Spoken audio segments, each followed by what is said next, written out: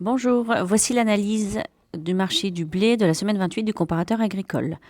Au niveau des scénarios, notre avis à court terme à une semaine est stable, plus ou moins 3 euros de la tonne, et notre avis à moyen terme, 3 à 4 semaines, est baissier.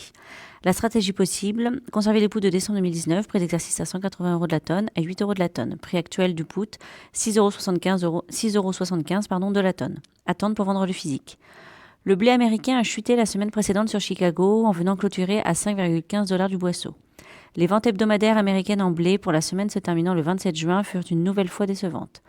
En effet, celles-ci sont ressorties à 276 500 tonnes, dans le bas des attentes des opérateurs. Il y a clairement une baisse d'intérêt des acheteurs pour le blé américain, qui reste largement plus cher que les blés d'origine mer Noire. En Argentine, les semis de blé ont atteint 73,80% de la surface estimée pour la campagne 2019-2020. À noter que le Buenos Aires Grain Exchange a revu en hausse cette estimation de surface de 200 000 hectares environ pour atteindre 6,6 millions d'hectares. La hausse du dollar a aussi pesé sur le blé américain en le rendant encore moins compétitif sur les marchés internationaux. Enfin, on notera que quelques pluies sont attendues dans le Kansas ainsi qu'au nord-est de cet État, ce qui pourrait retarder un peu plus la récolte.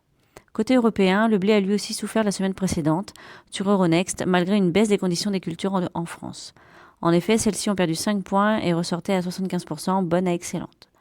Ce recul est en grande partie imputable aux températures élevées qui ont été observées pendant une semaine. En effet, ces fortes températures ont accéléré la fin du cycle des céréales d'hiver. Néanmoins, il ne faut pas oublier que le potentiel initial de production était relativement élevé, donc l'impact de ces fortes températures ne sera que limité sur la récolte globale. La semaine précédente a été marquée par l'achat de 420 000 tonnes de blé meunier par l'Algérie à un prix de 216-217,5 $ de la tonne pour des chargements en août. L'origine française est fortement envisageable pour la majorité du volume. Néanmoins, de nombreux opérateurs sont assez déçus par le volume contractualisé, étant donné que l'Algérie n'était pas revenue aux achats depuis assez longtemps. Dès lors, les prix devraient rester sous pression avec le début de la moisson, qui promet d'être abondante. D'ailleurs, la Copa-Cogeca voit la production européenne de blé tendre à 141,4 millions de tonnes, en hausse de 9% par rapport à l'année précédente. Nous vous souhaitons une bonne moisson.